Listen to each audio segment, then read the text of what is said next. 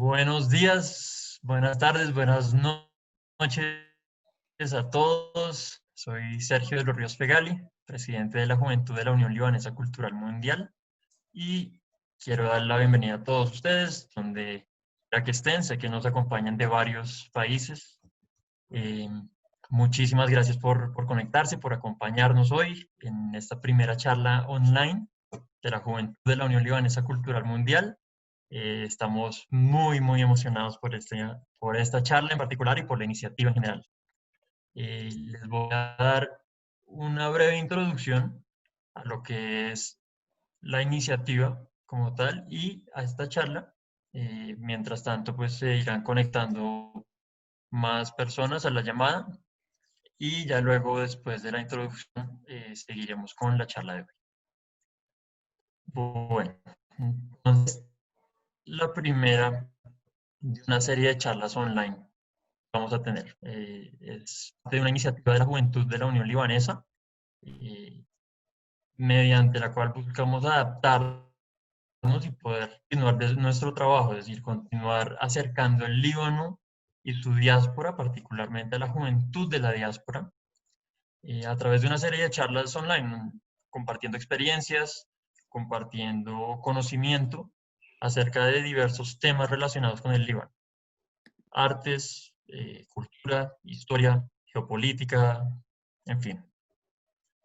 Hoy tenemos el enorme placer que nos acompaña Said Shaya.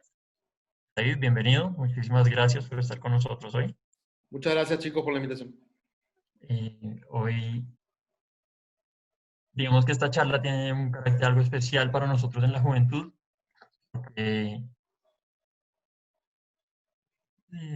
Disculpe, interrumpo un segundito. Veo un mensaje que alguien no está pudiendo escuchar. ¿Todos escuchan? Pueden responder por favor por el chat para tener una idea.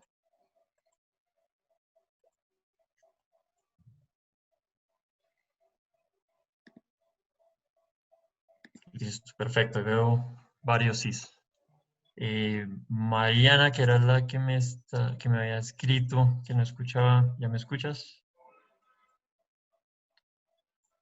Listo. Listo, perfecto. Les contaba, hoy la charla de hoy tiene un carácter algo especial para la juventud, porque para ponerlo de cierta forma, Said viene de las filas de la juventud libanesa, ¿sí? Y de la Unión Libanesa Cultural Mundial. Entonces, empezar esta iniciativa con Said Chaya, pues realmente es algo muy alegre para nosotros.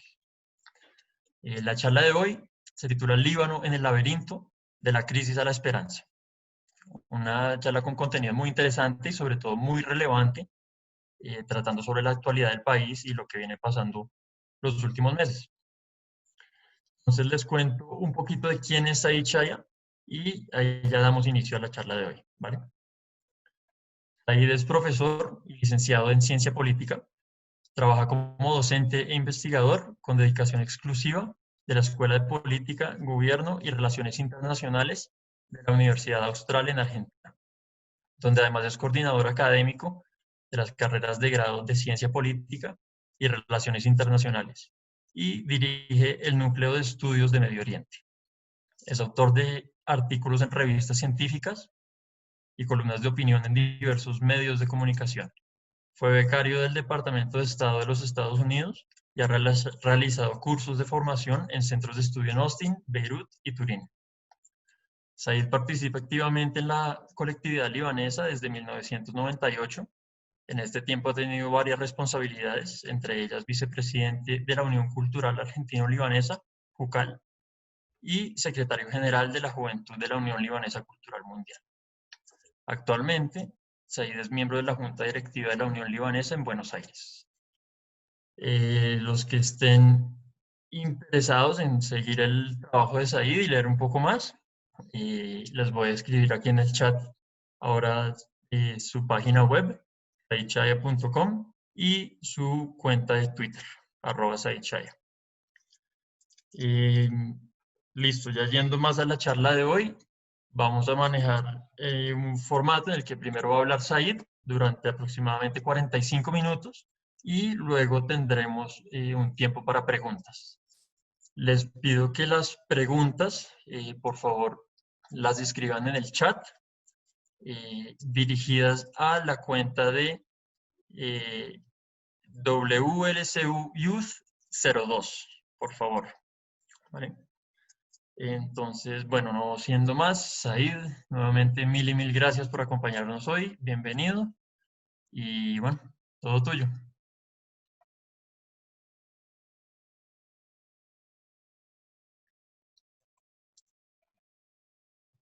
Ahí estás con el micro apagado, Said. Ahí está. Perfecto. Sí, sí, sí, no me podía desmutear. Bueno, lo que están escuchando, no sé si se escucha de fondo, son los aplausos de esta hora, cacerolazos, aplausos, etcétera, de gente protestando, que no sé si se escucha el ruido de fondo, espero que no. Pero bueno, coronavirus mediante, primero quiero agradecer, por supuesto, bueno, Yusuf, que fue el de la idea, y también a vos, Sergio, y a través tuyo a toda la institución, por pensar en mí. La verdad que siempre es un gusto estar acá compartiendo con ustedes este rato, en el cual el objetivo de, de compartir es justamente dialogar sobre el Líbano y tratar de ir viendo, a ver si podemos develar qué es lo que está pasando, porque por eso el título de la exposición no es azaroso. El Líbano está en un laberinto atravesado por diferentes crisis y subcrisis, ¿no? Y vamos a tratar de hacer el recorrido por ese laberinto, y después vamos a ver cómo salimos. La pregunta que nos vamos a hacer al final es si se puede salir o no. ¿Podemos salir? ¿No podemos salir? ¿Cómo salen los libaneses de este problema grave, compuesto de tantos problemas, ¿no? Subproblemas en los que está metido el Líbano, una red realmente muy compleja, ¿no? Y por eso elegí esta foto para arrancar, para la portada, ¿no? Los que han visitado Beirut, muchos de acá han visitado Beirut, conocen ese monumento fuertemente intervenido, ¿no? Lo vemos ahí intervenido, grafiteado, tiene todo un significado, ¿no? Después veremos si esto nos parece bien o mal, y los escucharé también a ustedes, para ver si esto les parece bien o mal. Entonces, el Líbano ha estado recibiendo mucha atención mediática, ¿no? En los últimos tiempos. Entonces, vamos a ver por qué, ¿no? Porque claro, es que las manifestaciones en el Líbano no son una cuestión habitual, ¿no? Vamos a hacer, aunque sí lo parezca la historia reciente. Viendo la última década libanesa, nos puede parecer que sí, pero en realidad el movimentismo, la protesta social libanesa, es un hecho bastante inédito. Y para eso les quiero traer un breve ejemplo, ¿no? Esperen que les comparto la pantalla para que lo puedan ver, porque si no, no puedo ver nada. Bien, básicamente en la historia del Líbano, más, digamos, no en la última década, sino más allá, tenemos dos grandes movimientos, dos grandes protestas. La del año 43, que llevó a la declaración de la independencia nacional, y la del 2005, que llevó a la salida de las tropas que Siria, ya conocen el episodio, que Siria tenía estacionadas en el país. Entonces, estas eran las dos, digamos, grandes manifestaciones que el Líbano había vivido en su historia más o menos reciente, la del 43 y la del 2005. Pero claro, en la última década, en la década 2010-2020, podemos ver que esta situación cambió, ¿no?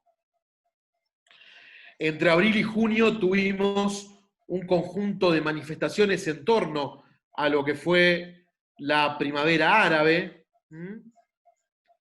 El verano de 2015, las protestas masivas por la cuestión de la basura, ustedes recordarán, también captaron la atención de los medios.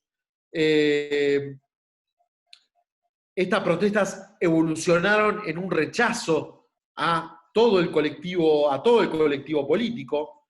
En 2017, las protestas que se dieron por la extensión del mandato del Poder Legislativo, que, digamos, eran los diputados extendiendo su mandato una vez más.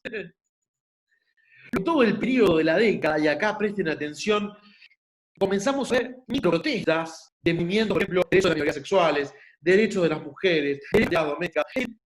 Esta década ha sido una década en la cual los libaneses se han comenzado a manifestar. Este proceso de octubre, la revolución de octubre, la revolución del WhatsApp, como quieran decir, es en realidad un capítulo más que viene enganchado con el creciente movimiento que hemos visto en la última década y no era común en los situaciones anteriores.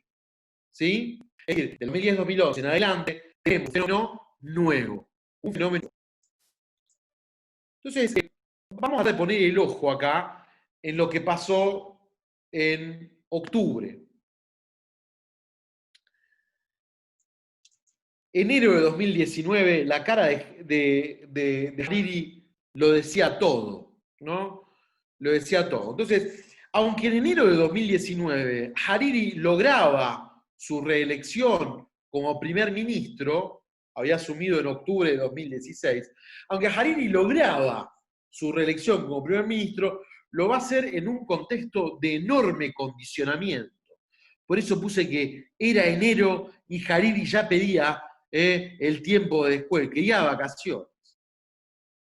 Primero, para que él llegue a ser nombrado primer ministro, pasaron 9 meses. 9 meses de negociaciones desgastantes entre los partidos políticos para lograr su nombramiento. En segunda instancia, en un gabinete de 30 ministros, el presidente se había reservado para sí 8. Es decir, de alguna manera, iba a ser un gobierno, ¿no?, con un margen de negociación muy limitado, muy limitado. No solamente el presidente le había puesto el pie encima, metiendo 8 diputados de su partido, sino que además de los 6 diputados sunitas, el primer ministro es sunita, de los 6 diputados sunitas, solo 4 fueron para su partido. De alguna manera las negociaciones empujaron a que 2 diputados de los 6 fueran de otras agrupaciones rivales a las del primer ministro. El primer ministro estaba hackeado, un primer ministro débil, en un contexto de mucha conflictividad. Por eso les digo que Hariri tenía escaso margen de negociación y estaba hackeado, ¿sí?, aunque hubiese logrado el cargo de primer ministro. En este contexto, ¿qué cae? Y bueno, caen 2 entidades, el Fondo Monetario y la Conferencia CEDRE. El Fondo Monetario ya supongo que saben lo que es, si no me lo pueden preguntar, pero es un organismo multilateral que presta dinero, ¿no? Y CEDRE es una conferencia internacional que organizó Francia con 48 estados y otros donantes, empresas privadas, incluidas empresas privadas, para financiar el déficit libanés, lograr una lucha consistente contra el desempleo, promover la productividad, en fin. CEDRE se había comprometido a desembolsar 11.000 millones de dólares en 6 años. Esa era básicamente las dos fuentes de sustento, el Fondo Monetario y la Conferencia de Donantes. Bueno, ¿qué es lo que pasó?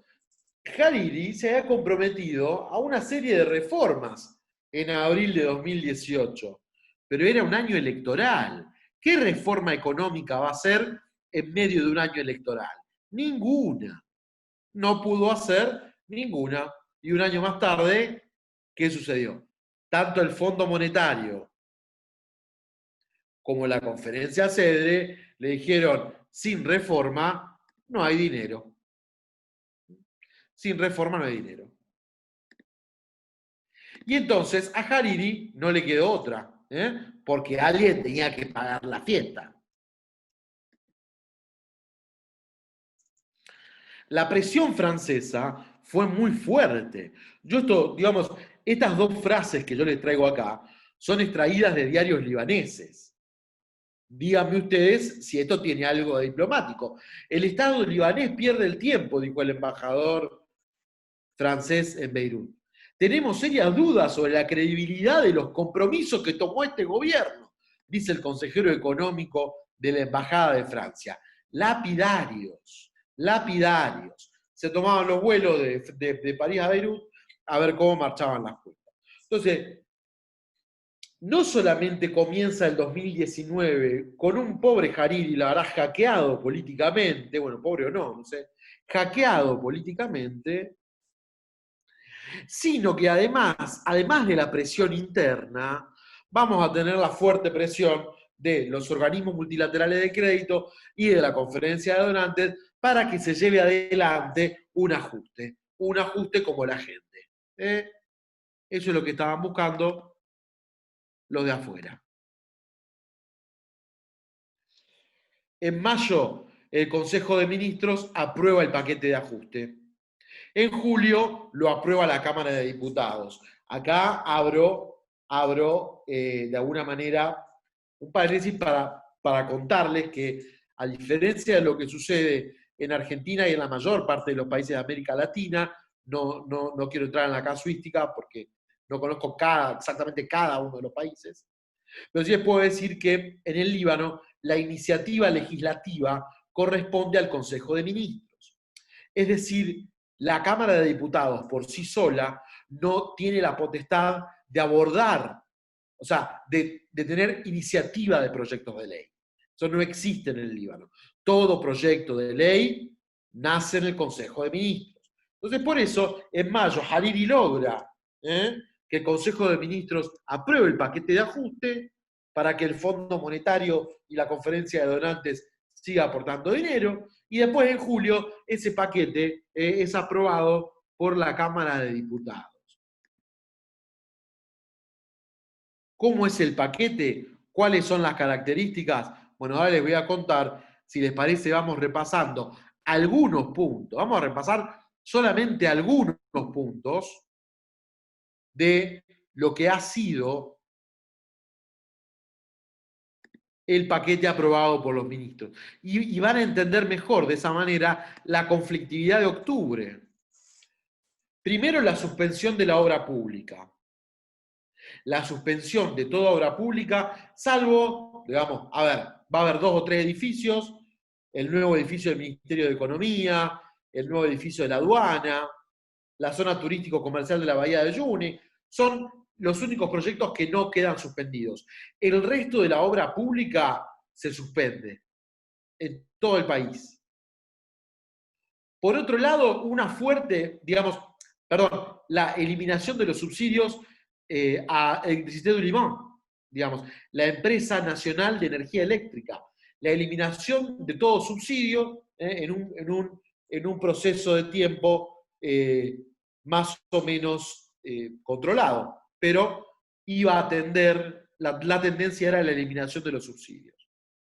Tercer punto, suba de impuestos. Nueva categoría para el impuesto a las ganancias, suba del impuesto a las ganancias, un impuesto especial a jubilaciones y pensiones que estaban exentas de impuestos, un impuesto a las habitaciones en hoteles de lujo, viajes en business o primera, tanto para el que compraba como para el que las ponía, por ejemplo, para el que ponía una habitación de Airbnb de una determinada calidad, bueno, se le iba a cobrar un nuevo impuesto.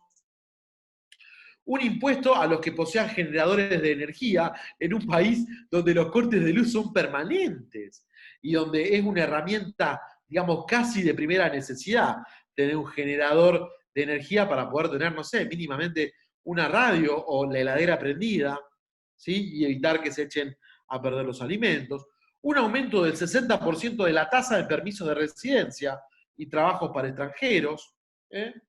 Y entre otros, el famoso fin de la exención impositiva a los autos importados, salvo alguna excepción, por ejemplo, a personas con discapacidad, pero se iba a eliminar la exención impositiva a los autos importados y se aumentaba fuertemente el costo de este impuesto de la revisión técnica vehicular. No sé si tendrán en sus países un mecanismo similar, que en Argentina lo tenemos, la suba de la revisión técnica vehicular. No solamente eso, sino también el ajuste iba de la mano de los fuertes cambios en el sector público. Congelamiento de las contrataciones en todos los ámbitos del Estado. En todos los ámbitos del Estado había alguna excepción, me parece, si no me equivoco, la Universidad del Líbano quedaba exceptuada. Bueno, la suspensión de jubilaciones anticipadas por años de servicio, una reformulación muy dura del esquema de vacaciones de los empleados públicos, básicamente como, digamos, en línea general, suprimiendo una semana de vacaciones en cada una de las categorías. Por otro lado, la supresión de los beneficios educativos que tenían los hijos de los empleados públicos, según su categoría dentro del empleo público en el Líbano, podían acceder a descuentos en la educación, a determinadas becas en universidades, tenían mayor facilidad. Y por otro lado, el establecimiento de una escala salarial más dura, con límites muy fuertes, una escala salarial máxima, en la cual el sueldo máximo era el sueldo del presidente, y un recorte, va a generar protestas en el sector de las Fuerzas Armadas, del 25% de los salarios más altos. Es decir, el 25% de los salarios más altos del país iban a sufrir un recorte. Y, digamos, Hariri dijo, estas son las primeras medidas. Viene más. Así pintaba el panorama en julio, agosto de 2019. Y miren, no estoy tocando el tema bancario, digamos. La aparición de un mercado informal de venta de dólares se da en esta época. ¿Por qué? Porque frente a la debacle que se viene, los bancos resuelven poner límite a la extracción de dólares de las cuentas, un límite semanal en la extracción de dólares a las diferentes cuentas, ¿no? De las que uno puede sacar dinero. Complicado el panorama. Como si esto no fuera suficiente, es la vida privada de Hariri, no es la vida, digamos, que haga lo que quiera con su vida, sí, pero imagínense, ¿no? Él siendo primer ministro y anunciando un recorte, sale a la luz que en 2013 él no era primer ministro, él, digamos, ejerciendo de alguna manera su vida privada, estuvo saliendo con una modelo sudafricana a la cual le pagó 16 millones de dólares por su silencio, porque Hariri es un hombre casado, figura pública. Bien, este hecho que salió en las revistas del corazón terminó debilitando todavía más la imagen de un primer ministro que venía muy mal, digamos. Sin lugar a dudas fue una operación mediática, ¿no? Que bueno, la verdad que resultó como operación. No contento con esta crisis económica, el paquete de medidas, el escándalo del primer ministro, apenas 3 o 4 días antes, no se olviden de esto, se desatan en el país fuertes incendios, que no tenemos la cifra definitiva, pero aproximadamente quemaron 3.500 hectáreas. A ver si recuerdan esta filmación.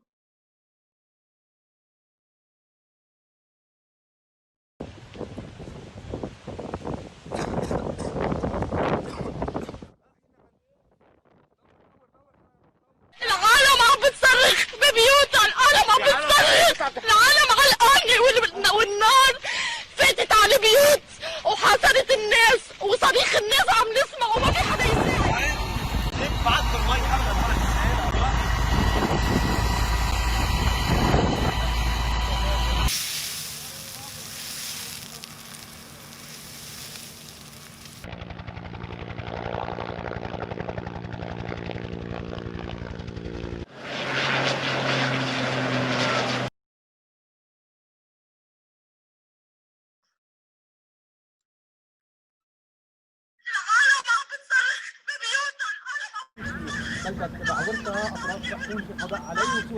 شفنا مشهد ما بحياتنا شايفينه وبهالحجم النار.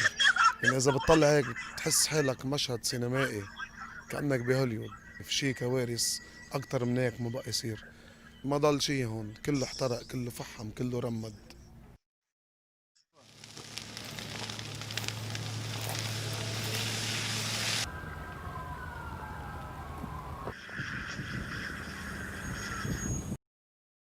Bueno, pero ¿cuál es el problema de última? Porque, digo, a ver, puede darse por condiciones naturales, se pueden dar, de alguna manera, digamos, fuegos de este tipo. ¿Cuál es el problema?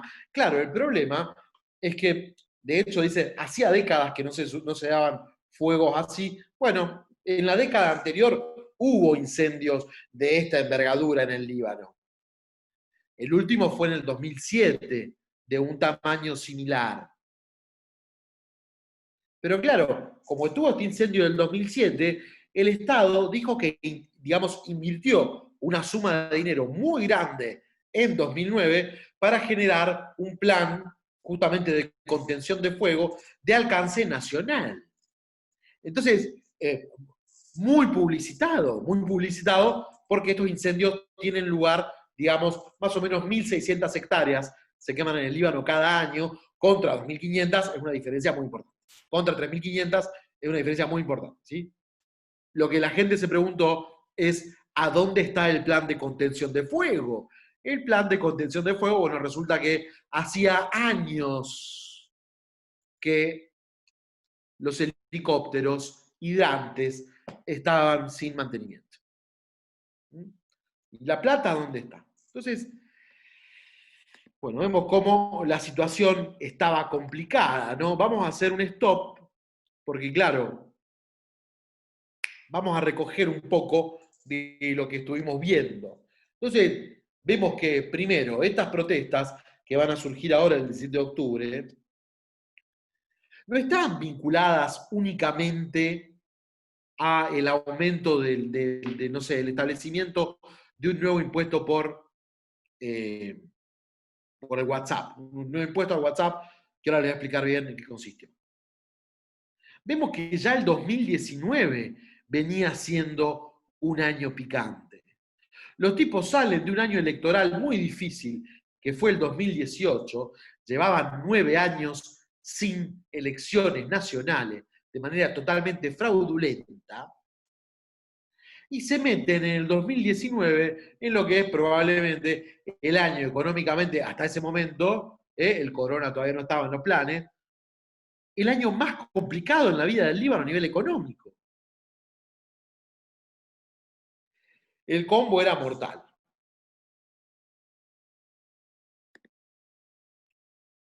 ¿Qué es lo que pasa entonces? Cristalina Georgieva, la directora gerente del Fondo Monetario Internacional, esa mañana del 17 de octubre en Washington, uno de los primeros informes que decide, y está en la minuta del Fondo Monetario, lo pueden ver, está colgado online, uno de los primeros temas que trata hacia las 9 de la mañana el Fondo Monetario, ese día del 17 de octubre, es qué está pasando en el Líbano. Che, ¿y los recortes cuándo arrancan?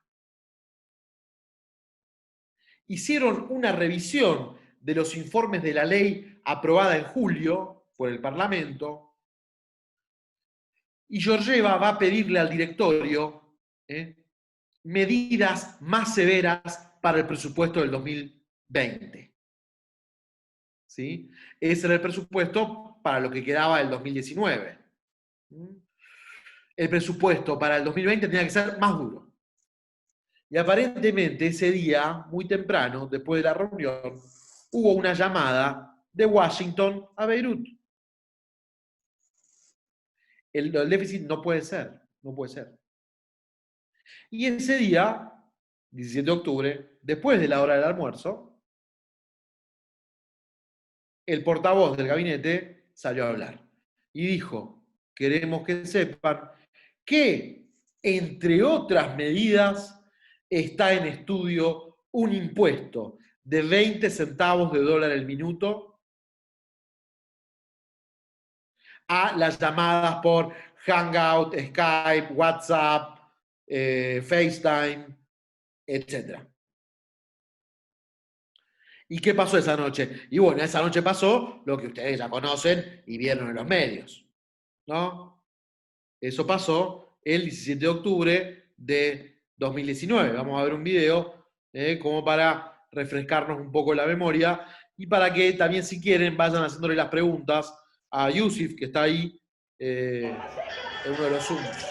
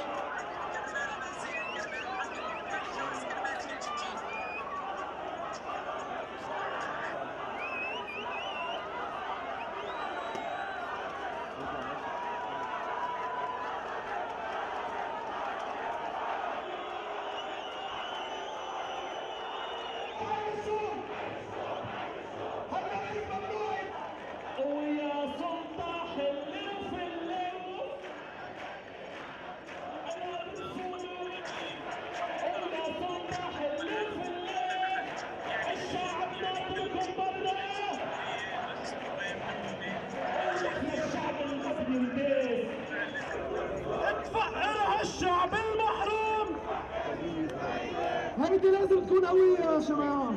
سامع بهمومة. شيل السامع بهمومة.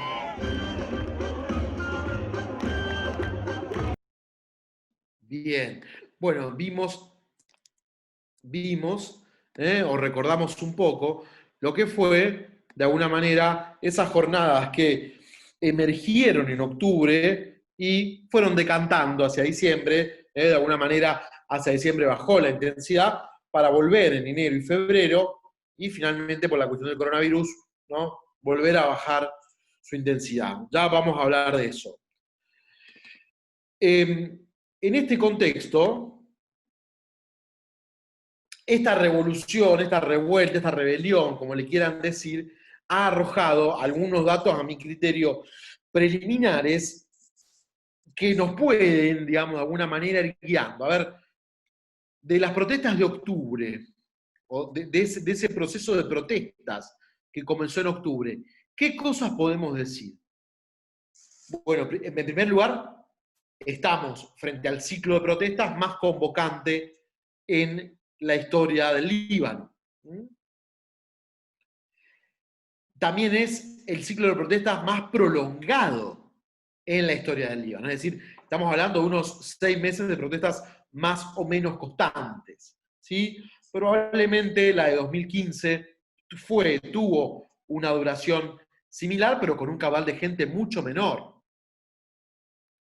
Por otro lado, esta no es una revolución, esta no es una rebelión de intelectuales, ¿no? De los pibes universitarios que no saben qué hacer y entonces van y protestan. No, vemos a la Confederación General del Trabajo del Líbano protestando junto con los estudiantes, vemos a la fuerza productiva, qué sé yo, el kiosquero, el empresario, cerrando también su negocio en adhesión a estas medidas de protesta.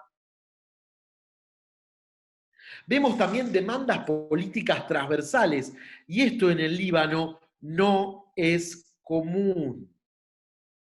¿Qué son demandas políticas transversales? En un país fuertemente sectorizado, ¿vos de dónde sos? ¿Vieron cuando te preguntan? Viene uno va al Líbano, le ponen cara, muy buena cara, ¿y vos de dónde sos? ¿No? De alguna manera te quieren ubicar. Esta pasión libanesa por la identidad, ¿no? Por decirte, a ver, ¿de dónde sos? ¿A dónde encajás? ¿A dónde encajás? Bueno, por primera vez no importaba a dónde encajás para escuchar tus demandas.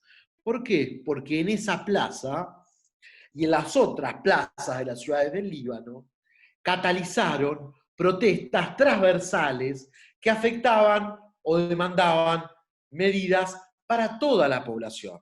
Una mejora del sistema económico, una revitalización del sistema político, más democracia, más derechos. Y acá les pido, escúchenme, ¿no será que la generación que comienza a movilizarse en el año 2010 es la generación de posguerra que de alguna manera se saca de encima esos valores de la sectorización permanente? Y por eso es una sociedad más movilizada, no lo sé. No lo sé. Pero tengo la impresión de que puede ir por ese lado. Ya voy a retomar el tema después. Pero puede ser, es posible que este aumento del movimentismo libanés del 2011 en adelante tiene que ver porque aquellos que protestan son una generación distinta, ¿sí?, a los que no protestaban por otros motivos. Y entonces, esta generación movilizada está logrando encontrar y catalizar demandas transversales que sus antecesores no habían podido catalizar. ¿Por qué? Y por el fruto de la guerra. O sea, digamos, la guerra generó esa compartimentalización. En mi página web, que por ahí les dejó Yusif, ¿sí?, van a encontrar un artículo del año 2014 o 2015, sobre cómo se cantonalizó el Líbano. No nos gusta que nos digan libanizar con un mote negativo. Pero lo cierto es que en la guerra civil el país se cantonalizó. Empecemos a aceptar las cosas como son para poder cambiarlas. Perdónenme si me apasiono.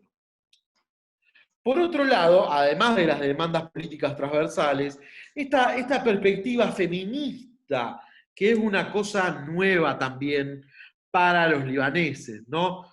Tengo un artículo por ahí escrito sobre esta cuestión que marca justamente cómo las mujeres fueron puestas a la vanguardia de estas protestas. ¿Por qué? Porque sabían que la policía no les iba a pegar, entonces se ponían en primera fila.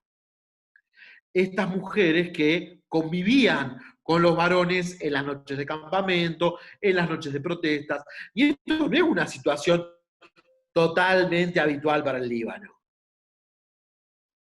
Habitualmente reservado a un marco mucho más conservador. Por otro lugar, también tenemos la ocupación simbólica de espacios comunes. Ya les voy a mostrar un par de ejemplos. Y no nos olvidemos de esto, ¿no? La caída del gobierno de Saad Hariri. Saad Hariri, bueno, malo, no sé, cada uno saque sus conclusiones, si le gusta el movimiento del futuro, no le gusta el movimiento del futuro, cada uno tiene su, no sé, saque su propia conclusión. Pero, muchachos, estas protestas, y muchachas, estas protestas se cargaron un primer ministro. Entonces, esto no es un juego de niños, ¿eh? Renunció un gabinete por esto. Entonces, capaz que vamos por el buen camino. Capaz que vamos por el buen camino.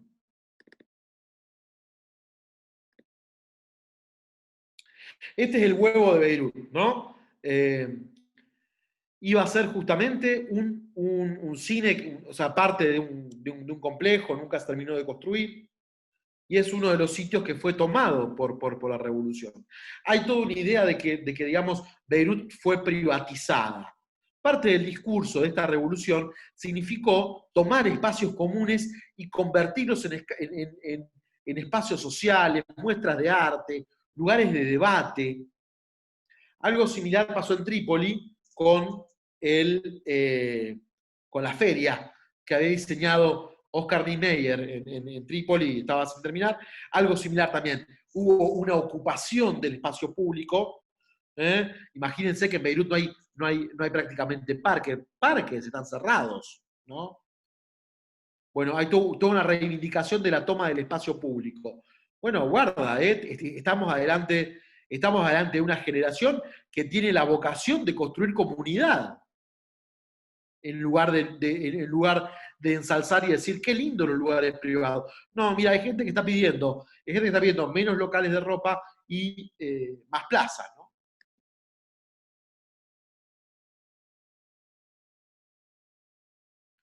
Bien, esta foto altamente simbólica también, de la estatua de Plaza de los Mártires intervenida, grafiteada, apoderada de alguna manera por los manifestantes. Yo sé que esto puede ser polémico, pero en una sociedad con una sexualidad altamente reprimida, como es, digamos, la libanesa y en general en todo Medio Oriente, bueno, digo, carteles de este tipo nos ponen en la vanguardia, nos vuelven a poner en la vanguardia, en una vanguardia que, ¿saben qué? Por lo menos a mí me da orgullo. Digo, qué bueno que la población libanesa pueda avanzar hacia la concreción de mayor cantidad de derechos y de mayores libertades y de equidad entre hombres y mujeres. Yo no soy policía de moral, digo, cada uno saque sus propias conclusiones. Pero esto es un grito de libertad. Y esto es una consecuencia de esa revolución de octubre. Bueno, claro, digo, estábamos bien hasta que llegó el coronavirus. Bueno, tampoco estábamos bien, ¿no? Pero el coronavirus de alguna manera generó un fuerte impacto local. Ya, digamos, voy a ir cerrando. Así podemos pasar a las preguntas. Objetivamente analizados, miren acá, ¿no? Digo, en materia de letalidad, el Líbano está razonablemente bien. El índice regional del Líbano es 3,10% de letalidad del virus, mientras que el indicador regional está en 3,9%.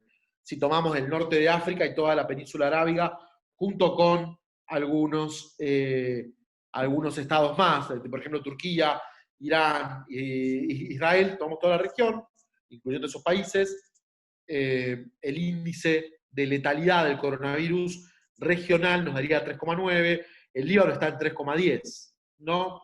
Bueno, más o menos se vino manejando bien la cosa, con una cuarentena muy parecida a la cuarentena argentina, se proclamó en el mismo momento, se extendió por 2 semanas más, y ahora se están comenzando a implementar algunas medidas para aflojar, ¿sí?, esa cuarentena.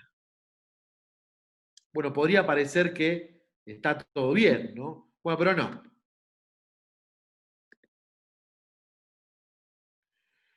Miren, así fue evolucionando la libra libanesa. Porque claro, en el contexto del coronavirus y del confinamiento obligatorio, cualquier parecido con la realidad es pura coincidencia, no es pura coincidencia. Este hecho va a terminar sacando a la gente a la calle. Fíjense cómo fue subiendo en el mercado informal o blue, como le quieran decir, la cotización de la libra libanesa de 1.500 que estaba en agosto a 3.625 que estaba el día lunes, cuando me pasaron esta data. Hoy está 4.200, 4.250, tocó pico de 4.600, digo. Así de complicada está la situación. Esto desató, por supuesto, esta escalada, fíjense, durante el periodo de confinamiento, esta escalada inflacionaria durante el periodo de confinamiento, impactó de lleno en el precio de los alimentos, por ejemplo. Miren, el gobierno reconoció que los alimentos aumentaron entre el 35 y 40%. Y si el gobierno reconoció que los alimentos aumentaron 35 o 40%, bueno, los diarios están hablando del 60%. Ayer, hoy temprano, el ministro de Asuntos Sociales dijo que cuando termine la cuestión del coronavirus, un 75% de los libaneses van a estar en materia salarial, en dólares, por debajo de la línea de pobreza. Bien, entonces lo que se viene es muy complicado. Se prevé que en el primer semestre del año 2020, cifra del Ministerio de Trabajo del Líbano, se van a perder 220.000 empleos en el Líbano, en un país donde ya hay un 27% de desocupación, nivel de desocupación que sube al 40% entre menores de 30 años. Entonces lo que vemos es una crisis social de enorme relevancia. Y por esto la gente salió a la calle con corona, sin coronavirus, con medida. La gente salió a protestar de vuelta. Miren, acá los que somos argentinos, digo porque hay algunos que no lo son, los que somos argentinos vamos a recordar la frase de aquel presidente que dijo: el que depositó dólares recibirá dólares. ¿No se acuerdan? Y terminaron especificando los depósitos. En el Líbano acaban de hacer eso ahora sobre el fin de la semana pasada. El que depositó dólares recibirá libra libanesa. ¿Por qué? Porque actualmente no se puede retirar divisas del Líbano. En un primer momento sí se podía retirar en algunas categorías, ¿no? Pero actualmente está prohibido el retiro de divisas en el Líbano. Y usted quiere ir a sacar la guita en dólares que tenía en el banco, se la dan a cotización oficial.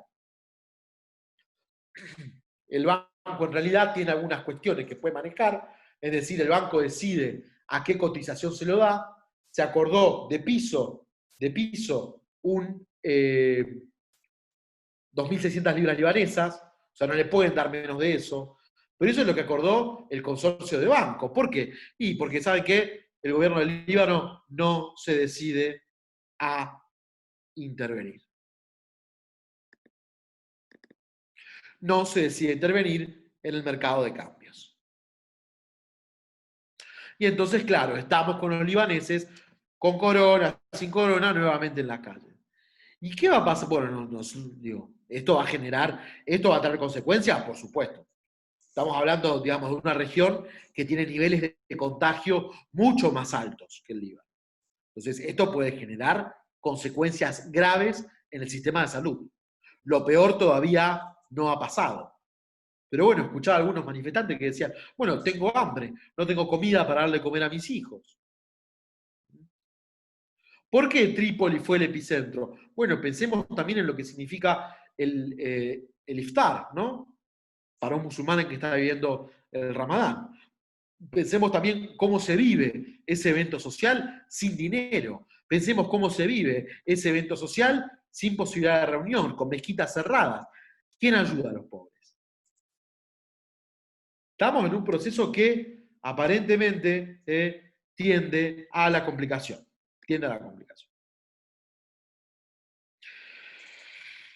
Ya cerrando, ¿y quién es el Minotauro del laberinto? ¿No? Porque en un principio, cuando arrancamos la charla, dijimos: Líbano está en un laberinto. Líbano en el laberinto.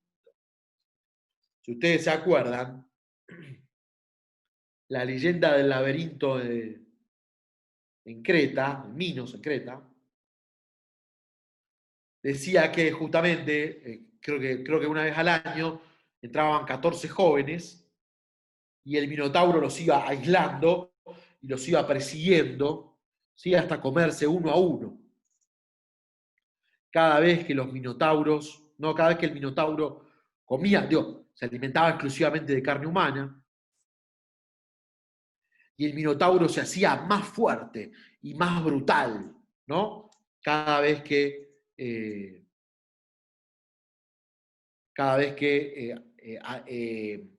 devoraba a una persona.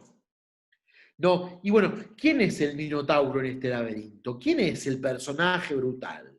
Bueno, a ver, A mí la verdad que los políticos libaneses me hacen acordar mucho al Minotauro, ¿no? Esos terratenientes que con la creación del Líbano moderno se convirtieron en jeques, de jeques pasaron a ser diputados, de diputados pasaron a ser referentes militares en la guerra civil, después de la guerra civil se hicieron empresarios, ¿no? Y así, se fueron alimentando de estas divisiones sociales. Es muy difícil salir del laberinto sin primero atrapar al Minotauro. Lo que necesita acá el Líbano es un proceso de reforma profundo. Miren, para mí el Líbano tiene dos mecanismos de salida. O sale de esta mediante un acuerdo regional entre Arabia Saudita e Irán, que no lo veo posible, hoy no con una agenda jerarquizada, o sale con estas manifestaciones populares que estamos viendo. No hay manera de poder salir de este laberinto sin la protesta social. Entonces, yo me pregunto, ¿hay lugar para la esperanza? Claro, la respuesta es positiva la que le voy a dar. Estamos ante una generación de posguerra, y es una generación con bandera. Una generación que tiene una sola bandera. Una generación que está encontrando demandas transversales. Bueno, Said, pero mirá, esta generación en las elecciones de 2016 perdieron la elección, en las elecciones municipales de 2016. En las nacionales del 2018, mirá cómo le fue, mucho peor. Y bueno, ¿cuánto se tarda en tumbar un sistema que tiene por lo menos 2 siglos, desde el establecimiento del Tanzimat por parte del Imperio Otomano para acá? ¿Cuánto se tarda? ¿Quién le dará el golpe de gracia al sistema confesional? Bueno, no lo sabemos, ¿no? Miren que el sistema confesional libanés es muy fuerte. Miren que ha resistido 2 siglos. Ha resistido, digamos, los otomanos, los franceses, los diferentes proyectos nacionales. Ha logrado absorber todas las crisis que lo han desafiado una y otra vez.